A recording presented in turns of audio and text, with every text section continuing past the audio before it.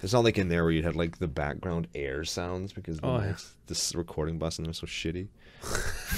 It's the main studio. It costs like $18 million and the fucking air is louder than your voice.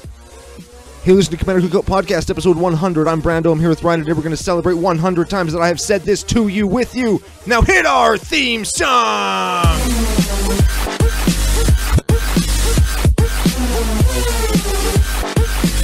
Hey, Ryan. We're back for our 100th Whirlwind Adventure. How you doing? My voice cracked like hell. Dude, and my voice is all scratchy because I was up late last night jamming Magic. What's going down? Whole bunch is going down, even more than usual. It's 100 episodes, 100 times that we have shat. Some people might say that we have shat in this little studio and recorded Commander Cookout Podcast for the members of CCONation. Yeah, dude, that's like really long. That is way longer than... Actually, no, I figured we'd probably get here just because this is fun and we're going to do it. And the fact that there are people out there that like to listen to us and have listened to us over the last 100 weeks or so. Yeah, dude, when we're in, we're all in, right? It's like that's what kind of Magic we like to play, right? Like high risk, like I'm in, like swing for 40, tapped out, I die on the crackback. To the guy that I didn't swing at. Ooh. Yeah, Mexican standoff. That's what that's called, right? Yeah, that sounds like something that I would do. Yeah. Just get in there for 100 on one person. You know, I think I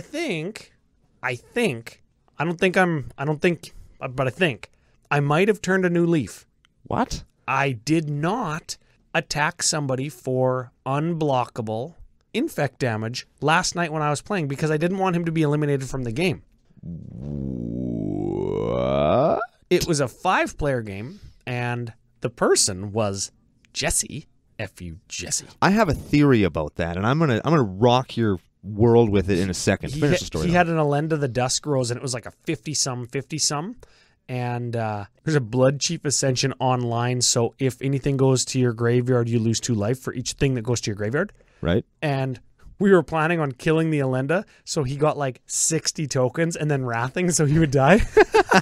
That's what we were trying to do, but we couldn't swing it. Like, we just couldn't make it happen. So I was just like, screw it. I got grafted exoskeleton and a Trailblazer's boots. And you know Jesse's mana bases, there's like one basic yeah, in a 2-color deck. That was the best Blood Moon in history. Yeah, and I didn't do it because it was like nobody was dead, and I didn't want to be the guy that eliminates Jesse. It was at his own house, and we were eating his chicken wings already. It's like an hour later, I was the first guy to die out of the game. Oh, damn dude. it. Oh. Here's my theory. This is the theory that I have. You are typically the combo player of the table. You're okay. You play a lot more combo than anybody else. Now, Jesse is the Wrath of God player at the table. We would call that the control player most of the time. Heavy on the Wrath, light on the counterspell. Yeah. Yep. So, is it possible, Ryan, that you sometimes go lighter on Jesse / even keep him alive sometimes because he will keep the aggro players like myself from rocking you, thereby giving you more time to win the game? That is a good political question. That's good. I probably yes, but not on purpose. If I know that I'm playing a non-creature based combo with a table that doesn't have a whole bunch of stack manipulation or interaction, or maybe not a whole bunch of interaction with my board state that I need to combo with, and I know that you've got 7 or 8 or 10 Wraths in your deck, and there's also an aggro deck, yeah, for sure. You're not scared of the stack. 40 damage from attackers still kills me. So, yeah, leave Jesse alone. Just let the board develop as is because I know there's going to be a Wrath. Yeah, not on purpose, but when that line of thinking serves me, for sure. I just want you to know that I'm on to you. I just want you to know that. I just want you to know. I picked up on it, and that's the thing now. I just want you to know that. Yeah, I like it. You know what? We were talking before the show, this show, when we were kind of going over what we wanted to talk about, and as part of the celebration of 100 episodes, we're going to be talking about some of our favorite memories in CCONation and how we've developed as players. And what we were saying is maybe we would start visiting maybe bonus episode once a month type thing, some more theory craft episodes where we don't do a deck tech, because those are some of our most popular episodes. Yeah, people seem to dig just hearing how our brains work, which is scary but also kind of neat. I think that the Magic side of my brain has come a long way in the last 2 years. Not that I learned how to play so much better, but because I think about things like our meta and think about how to leverage situations. And I think about, well, what happens when we do this? How do I get the most value out of this scenario? And when is it okay to give away value for tempo or political advantage? I like those kinds of things now. I think that that's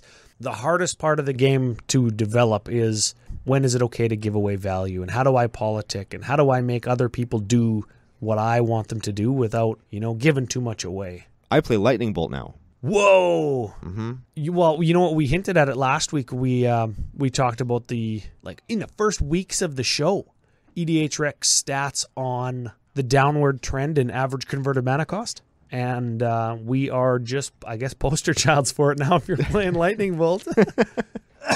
And we're also talking, I guess, earlier where, like, how have you changed? We'll get into that later, but I think the last 3 decks I've sat down to build have all involved some kind of stacks bullshit, and it's a hard row to hoe.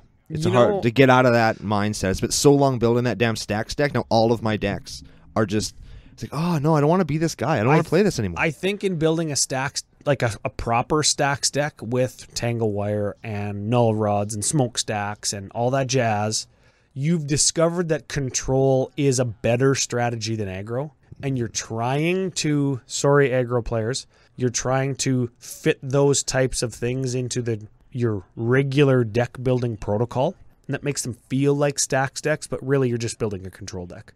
I hate control decks. I don't want to be that guy. I don't want to be that guy. That's where we're at. It's like using cocaine to lose weight. Like, yeah, it works, but it's not the way you should do it. Yeah, that is good advice, actually. See, you stop by and get some medical advice, too. Dr. Brando, keeping you all out of trouble. Let's, maybe social media coordinates. Social media coordinates. We're CCO Podcast and CCO Brando on Twitter. We're CCO Podcast on tappedout.net. That's where you can see all of our deck lists. There isn't quite 100 of them because some of them aren't. Dude, there is 100 of them because lots of decks that are on there we didn't actually do deck techs on. Oh, yeah, I never thought of that. Yeah, we got some personal decks on there that are kind of cool. I was just thinking about the no... I actually listened back to our No Internet Orzhov episode a little while ago where we just, no internet at all. Ryan just built the whole deck digging through boxes and stuff. It was pretty cool. And when we teched the deck, we just had the cards on the table. Very excellent. That was pretty fun. Old school style. Anyway, we are also commandercookout@gmail.com. That's where you can send us love mail, hate mail, show suggestions, big ups for making it to 100 episodes, your favorite memories of the show with us or in Magic in general, but no nudes. 100 nudes. Have we received a dozen nudes? I'll bet you we've received at least a dozen nudes. Yeah. Over the course of the show. Probably. So it just shows that some people just, you don't listen, and it's okay. You know what? It's fine. What? All of them are creative. I'm going to come out and say it. I say no nudes, and I don't want nudes, but some of the things that we have been sent in lieu of nudes, I dig it. That are still things that are named nude or like nude-shaped makeup shades or noodles. None of them have been the same, and there have been lots, and I'm impressed every time. Is that our first props to CCONation for the 100 episodes of support? I think so, yeah. Very excellent. Yeah. Finally, we are Commander Cookout on all of your better social media platforms, Facebook, Patreon, YouTube, and any of your podcast subscribing places, iTunes, Google Play, Google Machine, those types of things. And if you want a better and more thorough rundown of anywhere you can find us on the entire internet, you can check us out on commandercookout.com. One guy said that he liked my crappy singing, so I figured I'd throw in 90s cartoon cop and singing at the same time. Wow. I promise I won't do that again, but everybody gets one. I kind of thought it was funny, but you already promised you weren't going to do it again. Speaking of CommanderCookout.com, we are, I guess, sort of launching a new arc with this episode. Yes, we are. Oh, I'm actually super excited about this arc. I have been too. I've been looking forward to it for weeks. Not that our other arcs have suffered because of it, but this is one that we've been planning for, not really planning for, but secretly in the back of our minds without really knowing it, gearing up for like 2 years. And what we're going to do, and part of that planning for it and not knowing that we were planning for it is we haven't named it yet. Oh. But what we're going to do is we are going to go back over the last 100 episodes, and we are going to pick out our favorite decks that we've built and have played and have carried with us over the last 2 years, and we're going to re-tech them to show you how they've changed over the course of doing the show, with suggestions from you guys, with the things that we've learned by interacting with people, the things that we've learned by being part of this community that you guys have helped us build. Outside of our own personal metas, right? Because your own personal meta influences or informs your deck building decisions, right? So you have this deck and you think, oh yeah, I'm super hard on this deck, it's so awesome. And then you go out and play it in somebody else's meta, it's underpowered, or you get stomped, or something else is happening where it's like, oh yeah, we don't, or you're gonna die now, or like whatever, right? So it's like totally different. You get your shit rocked out. But we've, I think we have, I forget how many decks that we've picked out, but it's a few.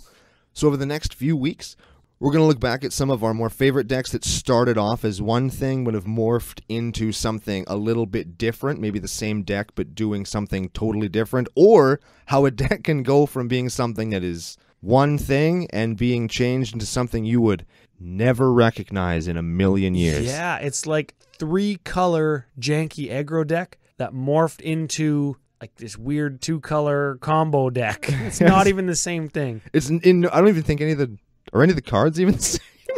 Are you playing any? You're not even playing the same basics because two of the colors got dropped and you picked up a different color. Yeah.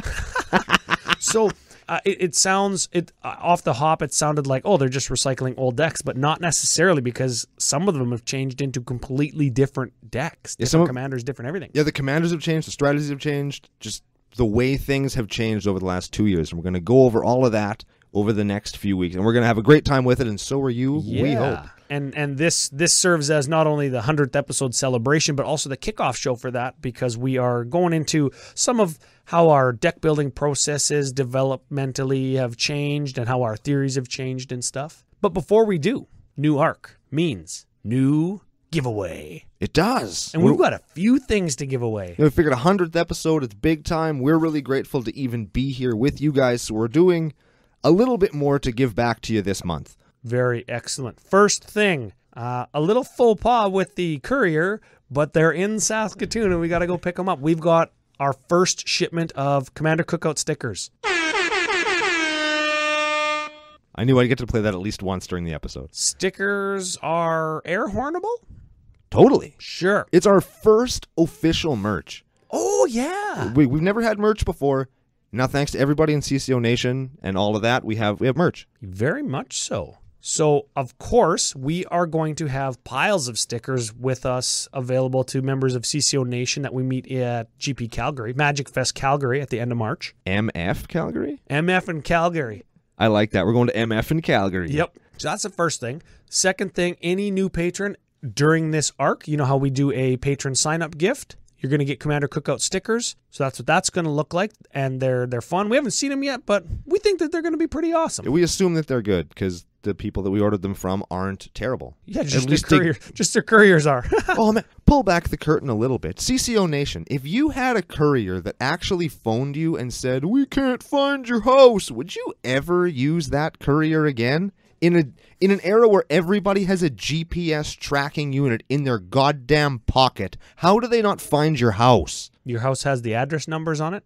Twice. It's on a noticeable street, like just north of the most expensive properties in the province and just south of the exhibition grounds where the biggest convention center in the province is? Yes. And it's just off the main freeway, like 2 blocks? Yes. It's also the only house that is its color, and it's across the street from a school. I could see how they would not find it then. Yeah, you're right. You talked me out. I forgive that guy. I can forgive him for not being able to find my house. It is really tricky. Yeah, and then when I gave him the extra directions and he still didn't drop them off? Now I'm pissed off again. Oh, well, we're getting stickers. Eventually. Yeah. And then you will get them as well. Very much so. Next thing we're giving away. We had such a good time doing our altar giveaways over the last couple months that we've decided to continue it. This month, though, new patrons at a certain level get a complimentary borderless altar extension. This isn't just one of those cute little New Year's resolution altars or a Christmas altar. This is a full-on one like the ones I put up for auction on the Facebook page. Commander Cookout on Facebook if you want to take a look at those. They come out every Thursday. And if you want the full details on the altar giveaway for new patrons, you can head over to commandercookout.com, as you say. The giveaways page. There's a giveaways tab up at the top that outlines all of our previous giveaways, actually. Makes me feel good that we're able to give back. Me too. It's one of my favorite things of each arc. I like to give stuff away. Very much so, and that's huge thanks to all of the patrons in CCONation. Indeed. Speaking of the patrons in CCONation, eligible patrons have received an email from our Patreon account for t-shirt sizes. Speaking of first batch of merch, how about second batch of merch? Second batch of merch. Now, check your spam folders if you are a patron. We haven't received word back from some of you, so you got to get in there pretty quick so that we can get your shirt sized and printed and mailed to you. We are looking for sizes, whether you want men's or ladies, and we need to hear back in the next 2 days. And I'm going to send out another email if I'm missing any. This episode's going to air on Tuesday, the 29th of January, and I need to know back by the 31st because there is a lag on these and we need them before GP Calgary, and we still want to ship them out in time to get them to everybody as soon as possible. Yes, and if you want to pick them up in GP Calgary because you're going to be there, you want to meet your boys Brian and Rando. Yeah, Brian and Rando. They're pretty cool too. Those guys are from DDO Podcast. F those guys. That's the Calgary chapter. But if you want to come over, say hi. We can just give you your shirt in person. If you're going to be in GP Calgary, just let us know. Or MF in Calgary. MF in Calgary, yeah. Yeah. Last giveaway. Yeah, there's another one. Yeah, there's more. Every arc, we're kicking one off today. You know that we do a deck giveaway. We do. Who do we got this month? If you've been listening through all of the episodes of CCONation, you will know that we had a pilot episode. And on the pilot episode, we actually ended up doing the deck that inspired us to even start the podcast in the first place. We each had severely different builds. There's only one build left, and it's not either one of the two that we did the episode on. Yeah. Nor is it the one that we'll be mailing to you, but it is Zadahedron Grinder. Yeah, the inception for Brando and I going into more in-depth conversation about Magic, our different build philosophies, the way that we could take a deck more aggro or more combo. All of these things. The reason that we say Zada effect is this deck. Yeah. So we're giving that away, and this is made especially special. Now remember, Zada decks play a bunch of 1 and 2 mana cantrips. In it is my very own Zada that I used at the Commander Championship in Vegas. Ooh. And I did a full art panoramic altar of it with a couple mountains. So when you lay them all out, it's one of the space altars that I've been doing for Space Odyssey 2019. Very cool. And it's laid out in space with Zada and a bunch of Hedrons. And I super like it. If I didn't have a foil Zada now for my pimp foil Zada deck, I would be keeping this one because it's a little bit special to me because it was the one I used in Vegas. Very cool. I will also throw in a little bit of extra special stuff just because this is special, and I will make sure that nobody plays non-foil, non-altar basics. Dank. Yeah. So foil mountains or altered mountains in the deck. Yes. And my personal Zada, and the reason that the show exists in deck form. Yeah. Yeah, so super excited about that. It's a very aggro-oriented Zada deck, I would have to say. Hell yeah. And studying builds and having 2, 3, 4 different versions of the deck that I've played. I like this one. I like it too. Big Creech. Big Creech and Zada. Well, they get big. We'll get that list up fairly soon. I guess we'll have to get it up so people know what they're getting. We'll get that all finalized and get a picture of the altar up on everywhere that you need to see it. Yep. How do we win it? How do we win it? As with our past few giveaways, we're still pushing our fledgling YouTube channel. So if you go there, leave a comment or like any of our 2019 videos, you will be entered. Also, we're pushing for the #1 spot on all of Podomatic. We're very close. We're in the top 10. So a like, a share, a subscribe, or a we want more click on our Podomatic page proper will also get you entered and assist CCONation in dominating an entire podcasting platform, which is what we all want, I think. And we're also pushing this one just a little bit. If you hit up our Facebook page, you like any of our giveaway things, any of Ryan's Thursday altars, hell, any of our questions we ask you guys, just like, follow, subscribe, interact with us on Facebook, help CCONation grow. We will enter you in to win altars and decks and all kinds of stuff for the Ark of the Revisited. Oh, is that what we're calling it? Maybe. I don't know. It dawned on me we could call it that. I don't know. That's its in development name. Yeah.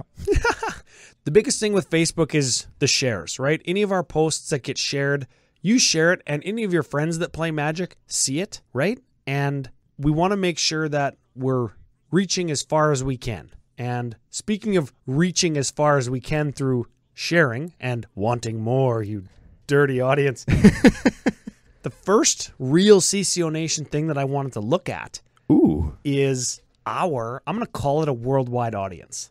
We have a worldwide, we're actually looking at the map right now, and I'm going to say 90% of the Earth has heard us. Yeah, super sweet. Some countries have one download, but I'm counting it. That's one person in the country that like fought through some kind of internet iron curtain to get our stuff, and that's pretty cool, yeah, man. especially knowing what those countries are. Yeah. We're not going to get into it. Of course, the biggest country to listen to us is the land of the free, the United States of America. America. Yeah, but after that, of course, Canada. And per capita, we probably have more Canadian listeners, but far less people. Yes. just throwing that out there. One Canadian listener, like, per capita is, what, 100 American listeners? Yeah, like 100,000. Yeah. It's opposite of the exchange rate. Yeah. Hey, that's another thing, dude. That's another CCOism. The exchange rate? Yeah. That's a real thing, Ryan. I get that from the bank. Yeah, the little stock ticker we have going here in the studio has that on it. You have a stock ticker in the studio? Yeah. Does it scroll with Magic card prices too? Like on like websites and stuff? I wish. Yeah, that'd be sweet. You'd stay ahead of the game. No, but check this out. Top nations to be part of CCONation after the land of the free and the Great White North. New Zealand, the UK, Germany, Australia, Sweden, Netherlands, Spain, Norway, Brazil, Denmark, Philippines, Portugal, Italy, Belgium. Yeah, Portugal. Oh, did I say Portugal already? I think so. Ireland. I just shipped a card to Ireland that I painted. I think I was with you when you did that. Yeah, dude. I ship cards all over the place, and we've got listeners. We have a listener in Japan. That's awesome. I wonder if he even understands what we're saying. I sometimes wonder if people who speak English understand what we're saying. You know, you filled me in the other day that Canadians, Western Canadians in particular, where we're from, talk faster than lots of other places in the world that speak English. Except for certain counties in Ireland that I can't even understand, and I worked with Irish people directly for many years. They can't even understand each other. Yeah, dude, that's awesome. Yeah, but I don't want to use the word humbling, but it is kind of humbling to know that the whole world has heard my janky voice a little bit. Yeah. Well, and being somebody that works in radio, that's kind of what you aspire to, right? Yeah, like I only wanted people here in Saskatoon to want to listen to me, but like it's the earth, and it feels really good. So if you've downloaded this, you're listening to this, thank you very much. It means a whole lot to both of us. I never thought of that. I always, my humbling experience is when I tell my dad about like download numbers or where people listen to us from, and he's like, wow, it's incredible. That's unreal. Incredible. Unreal. Incredible. Okay. Let's get into some of the CCO by the numbers. Sure. I know that you don't like numbers. It's not really numbery, but I wanted to get into it because we've teched over 100 decks. That's a lot of decks. We've got over 100 decks and tapped out. Some of them we haven't done. They're just our personal decks or decks that I've taken apart, but I wanted to keep the list. An episode we did 3 lists. A couple episodes we've done multiple lists. Right? Like that time we were the first show to tackle 3 separate guys. That didn't have a build on EDH Rec? Yeah, that didn't have lists on EDH Rec. That was cool. Yeah, you got to get those first day now on new sets because like everybody's got a build, I think. Yeah. Anyways, CCO by color. Now, this is color included in the deck, right? So if a deck is like red, green, and then the next one is red, black, there's 2 red, right? So just hear me out. Here we go. Everybody out there in CCONation, pause the show for just a second. Take like 4 seconds. Make a little list in front of you. What's color number 1? What's color number 5? I have it in my head. Go ahead, Ryan. Okay, let's see if you're right. Okay. Color number 1. Yep. Red. Of course it's red. Of course. I'm on the show. Of course it's red. Every goddamn... Yeah. We have 44 decks on our tapped out page that have red in them. Wow. I was thinking about blocking the screen, but I know you can't see it. I can't see that far anyway, man. Come on. Okay. Color number 2. What do you think? Green. Black. Black. 42. Ooh. That's close, It's eh? very close, yeah. Color number 3, blue. What? Still not green. What? Yeah. We're doing mono green for the rest of the goddamn year. Color number 4, green. It's better damn be green. 36. So it's only 3 less than color like the next top one. Neat. Yeah, so color number 5, white, of course. We all knew that. Yeah, you hate white, and it's not the strongest color. And it sucks, yeah. So there we go. 30 decks contain white. It took me 2 years to realize that white sucks. It took me 2 years and building a mono white deck that I actually tried hard to make it good to realize that white sucks. Well, the rest of us kind of, you know what? We knew it wasn't as good. I'll take the politically correct stance.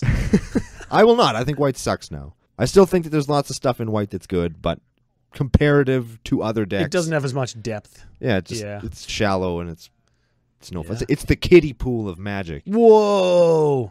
Yeah. So between our number 1 used color and our number 5 used color, only 14, a difference of 14 decks over like 110. That's like not that much. It's big enough that I'm going to just use it as more evidence that white's terrible. And 2 colorless decks that don't have a color. Excellent. Okay. Do you build decks differently now?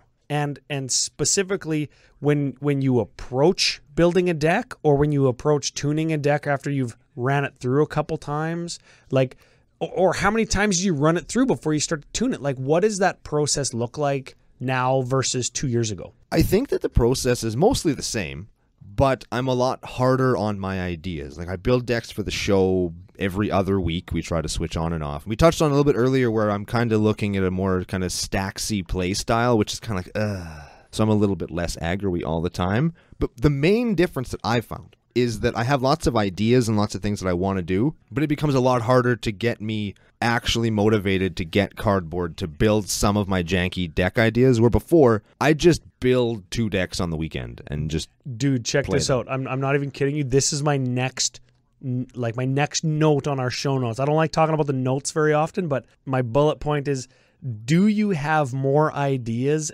/ inspiration? And is it harder to commit to a deck since you've refined or tuned your eye for deck building? That's like my next note was exactly what you said. And yes, it is. And that is the biggest change, where the filter to get me to actually build a deck that I want to sit down and drink some beers and actually take the time to build and work with a deck. Because I don't just want to build something and then keep the pile of crap anymore. Before, I'd like build something that was kind of fun and janky and I just play it because it's fun. I went through a bunch of weeks fairly recently where I felt like I wasn't even impacting games.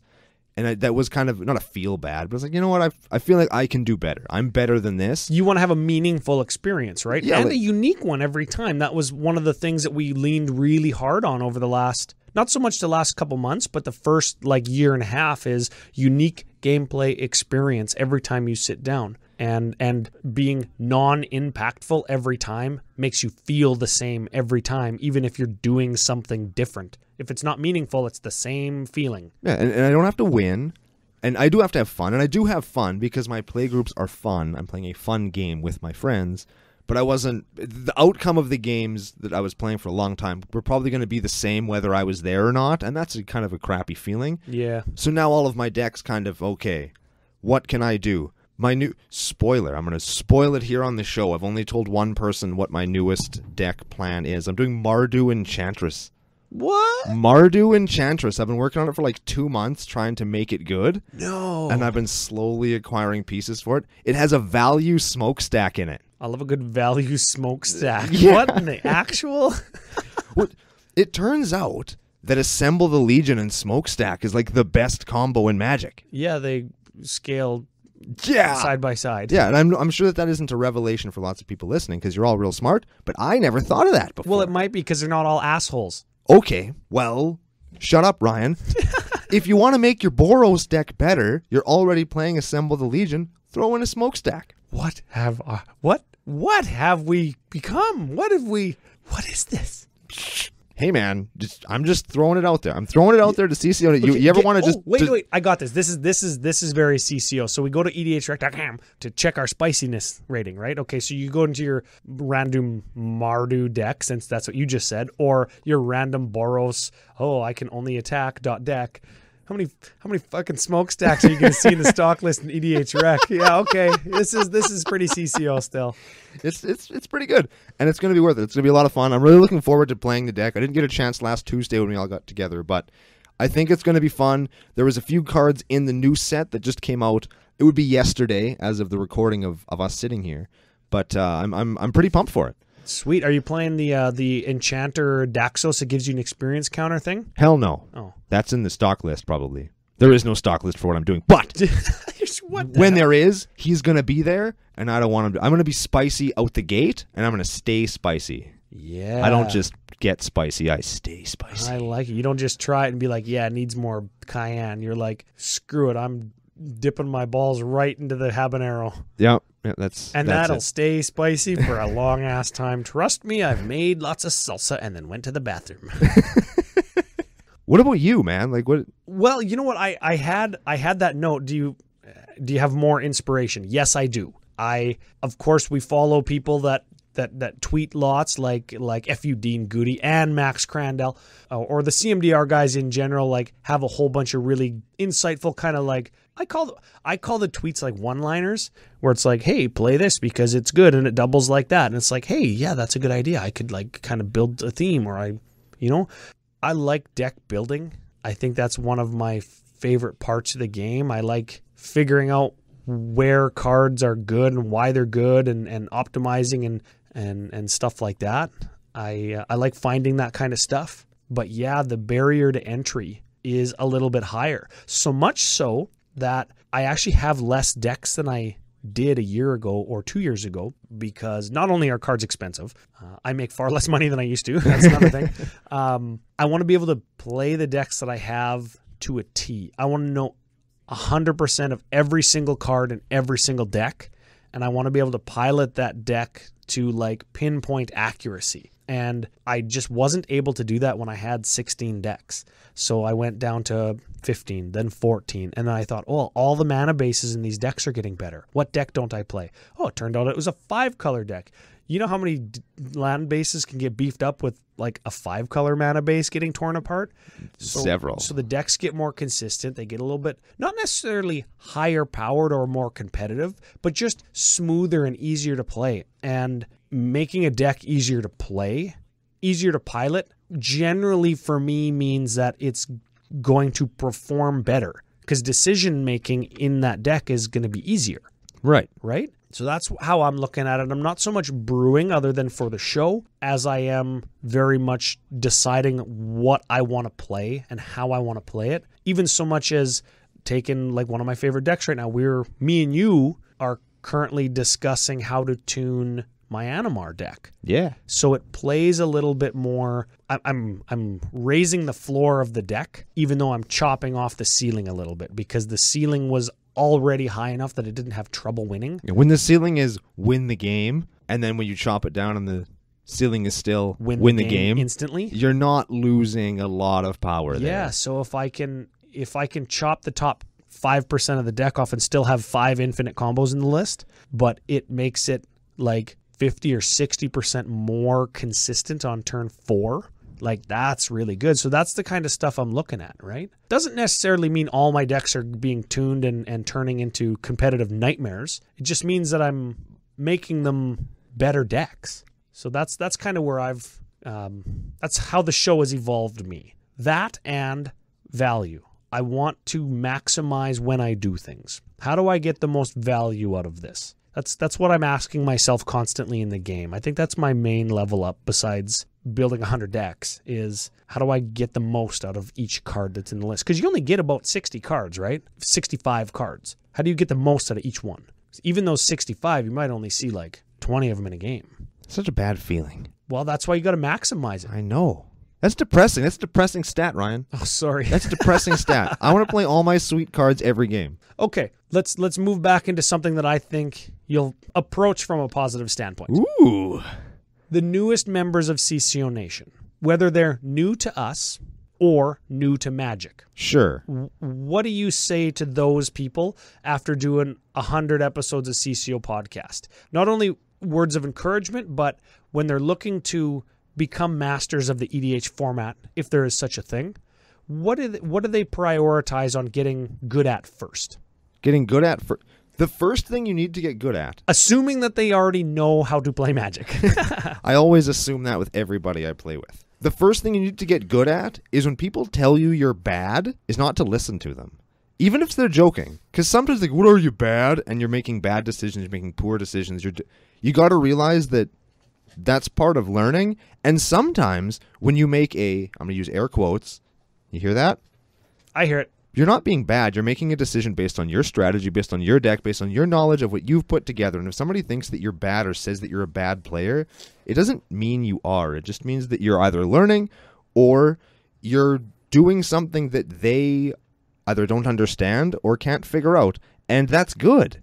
You're making the most educated decision based on your knowledge and your situation. Nobody's perfect 100% of the time, and nobody should ever expect themselves to be perfect 100% of the time, and nobody should be a huge cock and point out to you that you're not perfect 100% of the time. So you just got to learn to just let that go and just have fun with the game. At the end of the day, it's an expensive game. It's an expensive hobby. We all know that. We all lament it. But it's supposed to be fun. And as long as you're having a good time, if people are butthurt about it, that's their problem. Yeah, F you, Joel. I like that. I like that 100 episodes later, we're talking about having fun because that's what's important.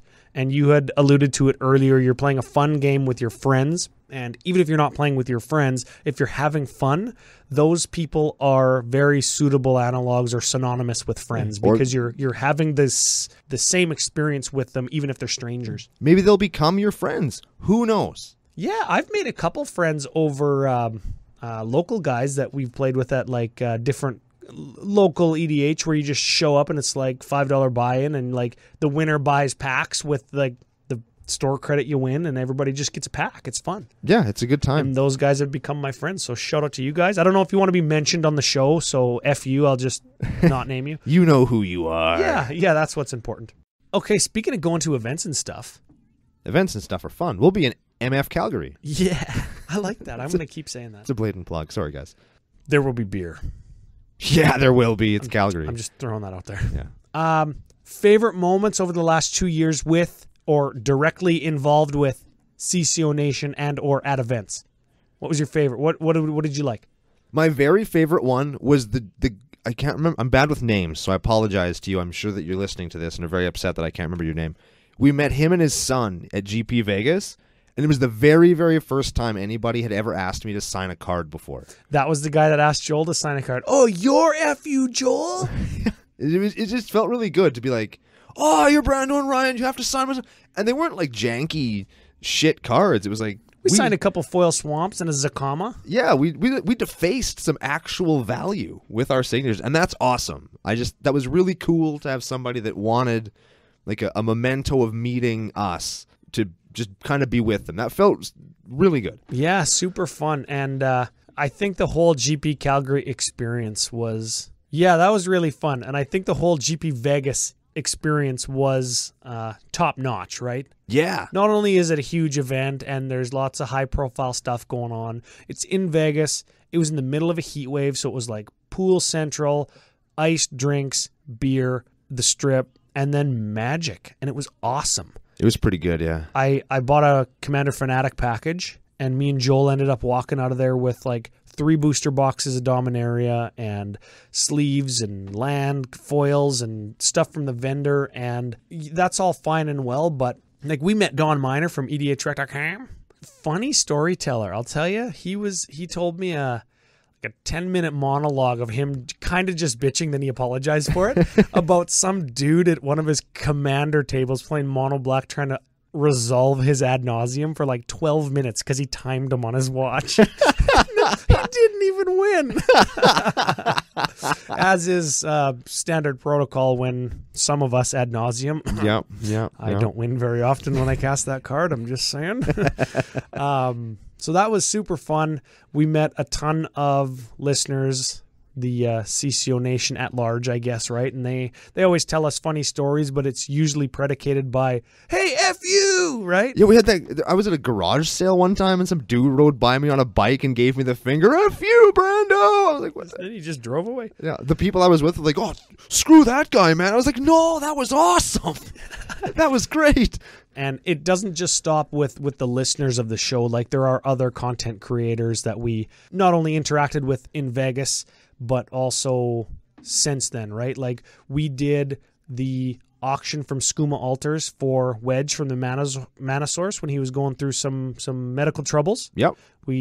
The winner of that donated a bunch of money directly to Wedge, and that was facilitated in part by us, but also Commander's Brew, CMDR Central, Commander and MTG, Brothers War Podcast, Legendary Creature Podcast. Those guys were all part of Atraxa Bowl as well. Yep. Which was some of the people we asked on Facebook and Twitter said, yeah, Atraxa Bowl, GP Vegas, decks that we've built. Like one of our patrons actually built Turbo Atraxa, the Atraxa Fog deck, and he still plays it. That's awesome. Yeah, he's tuning it and playing it, right? That's excellent. So Project Atraxa is live and well. Other highlights include like people who build decks that we've teched or that we've built, right? I would love to see one of our decks out in the wild. Wouldn't that be cool? Yeah, well, one of our listeners coming up from Sacramento to MF in Calgary. Holy crap! That's the Turbo Atraxa guy. That's our Nice. our buddy Lenny. Oh, that's excellent. And he just sent us those dice bags that you liked.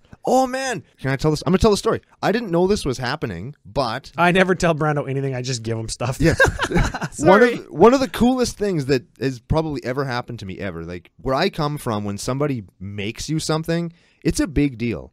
And so he sent us these little knitted dice and token bags that have our favorite guild symbols on the side. They got a cool drawstring. They're really well made. They're really, really cool.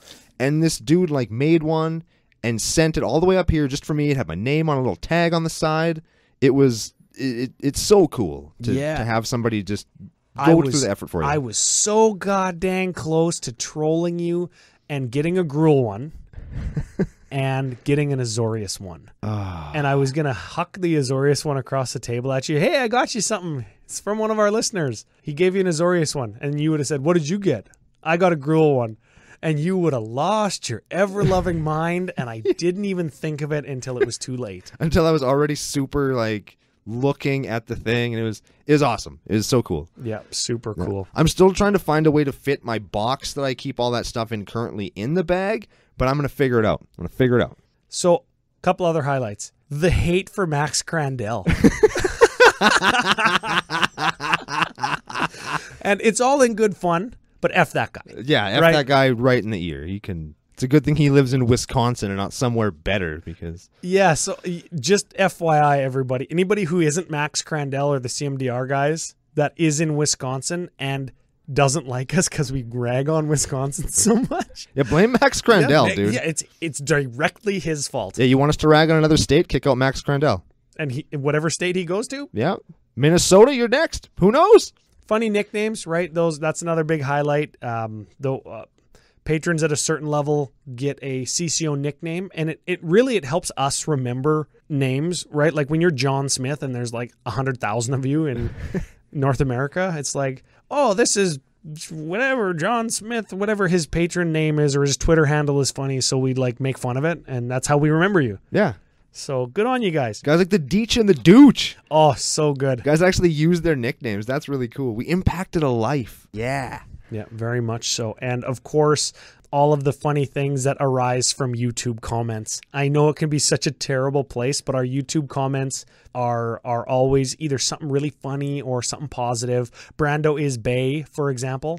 I still don't know what that means, even though somebody told us. I actually have a screen capture of that one on my phone. I actually have I was like, I never thought anybody would ever say that. And at the time, I didn't even know what it meant. So I just screen capped it. I was showing it to everybody at work. It's like, hey, you know the cesspool that is the YouTube comments? Yeah. And I'd show that to them. It's awesome. So expect more funny YouTube. We actually we've picked up our packs for our Open Flippy Guilds of Ravnica, Open Flippy Ravnica Allegiance. So hopefully we don't have to drink Colt 45. I think we've mentioned that before on the show. Yeah, we're going to do good there. Speaking of CCONation spreading to the patrons and the listeners and the fans, and showing stuff to people around work here, this just reminded me, I've been meaning to play this for a few weeks. People around this nation have been getting a little more exposure to me as I've been here for so long.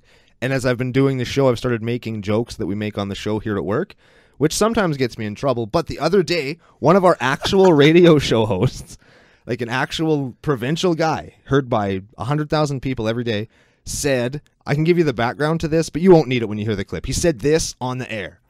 New Lego could kill you. Old Lego will kill you and your family. Now that is some CCO shit.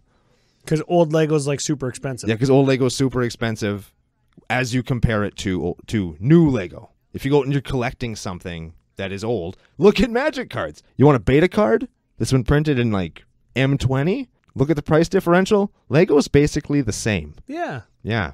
Okay, So you ever want to starve? Start collecting city Lego, it turns out. Or Magic. Yeah, you don't want your kids to have a Coke addiction. You talked about Coke earlier. Just get them a Magic addiction, right? Yeah.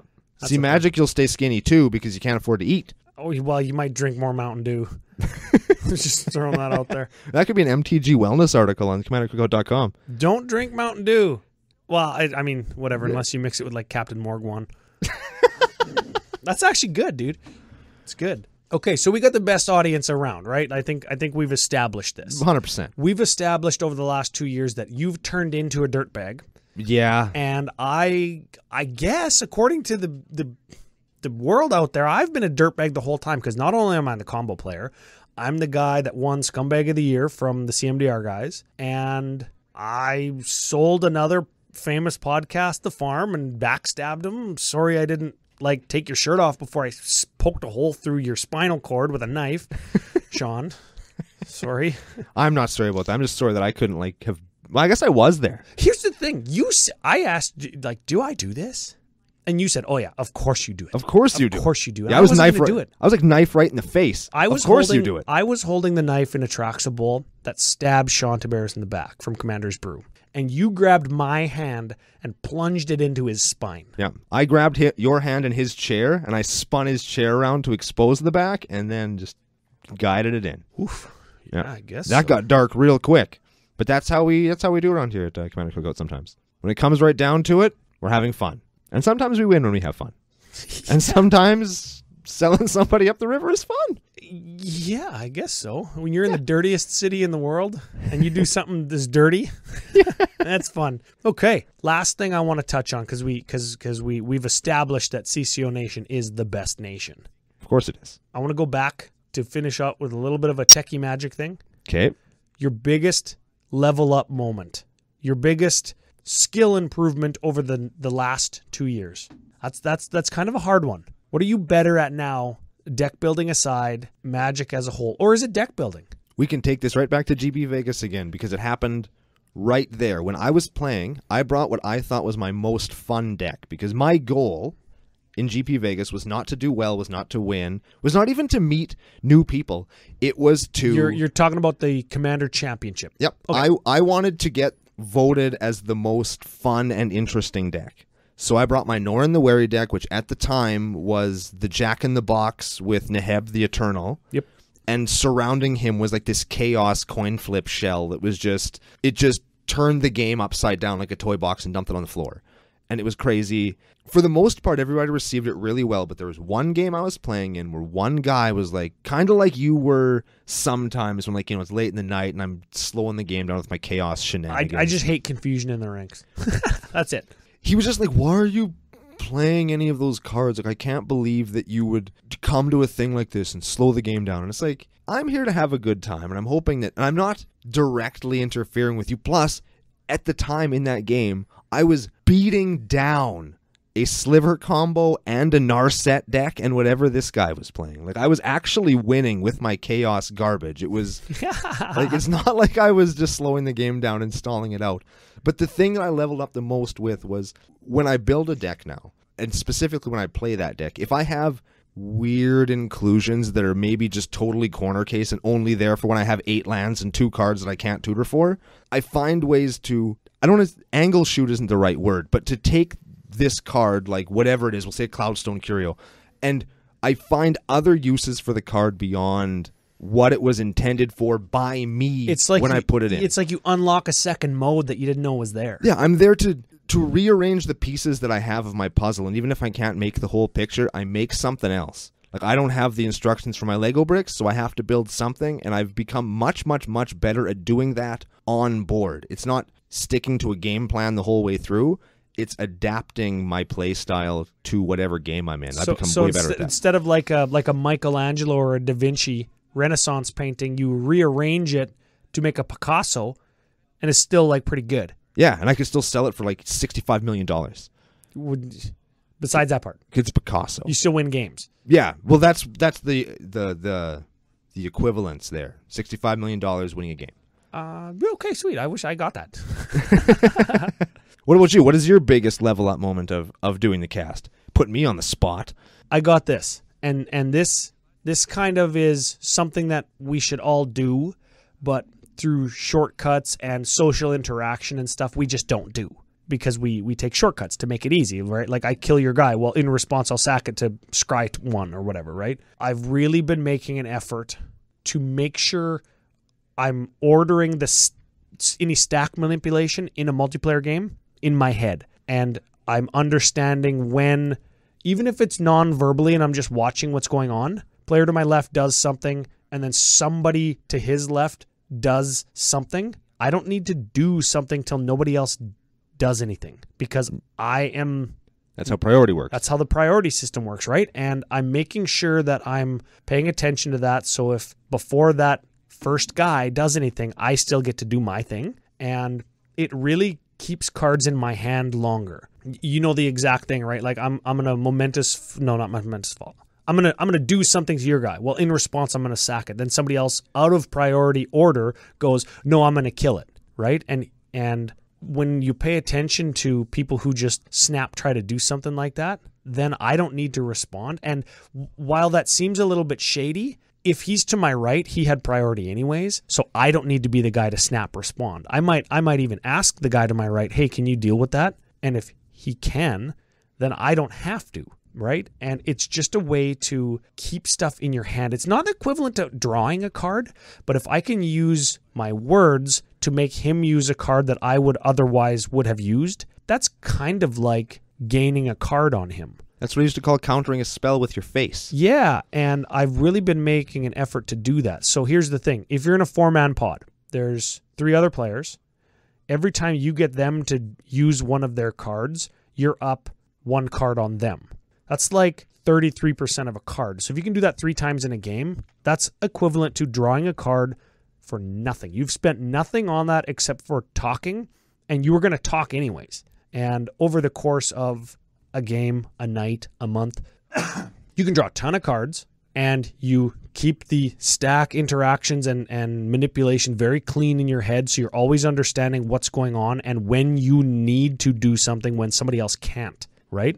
And that just, it's helped me not only win games, but use political advantage and develop that portion of my game a little bit more. It's helped me get that maximum value out of my card, not casting it when somebody else can deal with it, or, like not responding and just letting something go to the graveyard because I have something else that is more important or that I can do with it in the graveyard. Stuff like that. I'm not a slave to getting maximum value. That's not what I'm saying, but that line of thinking has been really working for me. Excellent. Yeah. So that's kind of a long way to say, like, learn how the stack works and learn how to politic and learn how to leverage other people's disposition to work in your favor, right? Yeah, he's got a 10-10. He might attack you. Well, he might attack me too, but he might attack you. You better kill it, right? And then you kill it, and then I don't have to kill it. F you. And F the creature, and F that guy. And F Jesse if he's the other guy. Yeah, he's usually the other guy. So what do you think? Final thoughts of the day? Remember, we've got our, I always want to say guilds, but it's Ravnica Allegiance Open Flippy coming up. We got to go pick up packs. Then we're going to pick up some packs and some beer to do that. Oh. It's one of my favorite things to do, too, is beer run, both for Open Flippy and for Royal Rumble tomorrow night. Who do you have in the Rumble? Ooh!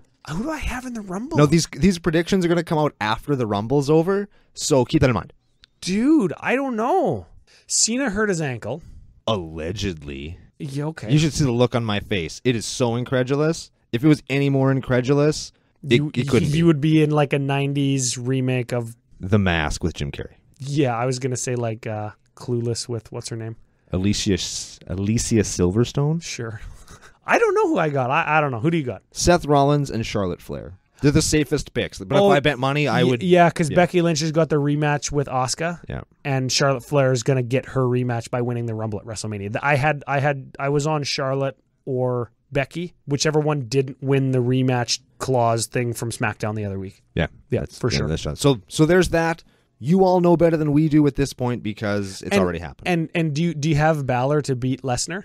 In my heart, yes. In my brain, probably not. Well, are they going to do Lesnar versus... Or does Braun Strowman win the Rumble? No, Braun Strowman will not win the Rumble. You don't think? Because then that's his shot at Lesnar after Lesnar beats Finn? Nah, a giant guy never wins the Rumble. I've never seen a giant guy win the Rumble before. Big Show's never won the Rumble. Kane's never won the Rumble. Undertaker ever won the Rumble? No. Really? I don't think so. I don't think he has. That seems like something you would know. I don't think he has. I'm not looking it up. Well, at CCOPodcast with your Rumble predictions, I guess, right? Yeah. Or Rumble memories because there's no point in picking now because you know who won. Yeah, that's it, right? Yeah.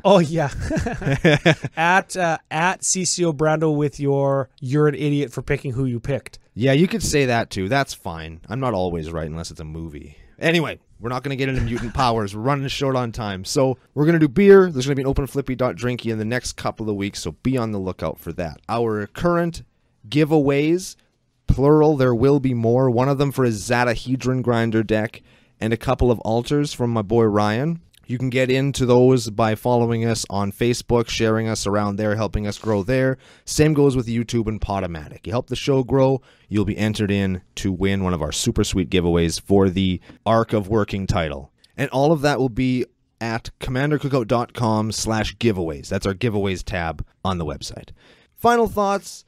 There isn't a deck for me to wax poetically about. There is only 100 episodes of being here with all of you, talking into this microphone with my buddy Ryan, and the fact that you have all given us the opportunity to even be here is astounding and an amazing experience and something that I really do carry with me, and it is a really big deal that we can be here talking. Interacting with all of you is one of the coolest things that I have ever done and will ever do, so...